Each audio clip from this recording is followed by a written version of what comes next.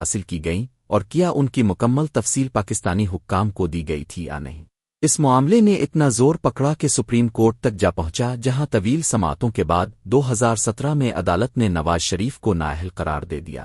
لیکن اہم بات یہ ہے کہ عدالت نے کسی مخصوص رقم کے چھپانے کا ایک حتمی عدد نہیں دیا، بلکہ فیصلہ زیادہ تر اثاثوں کی شفافیت اور ایک اقامہ ورک پرمٹ سے متعلق معاملے پر ہوا۔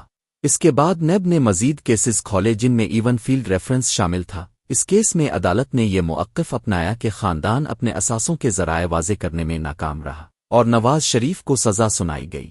اسی طرح العزیزیہ اسٹیل ملز کیس میں یہ سوال اٹھایا گیا کہ سعودی عرب میں قائم فیکٹری کے لیے سرمایہ کہاں سے آیا اور کیا یہ مکمل طور پر قانونی اور ظاہر شدہ تھا۔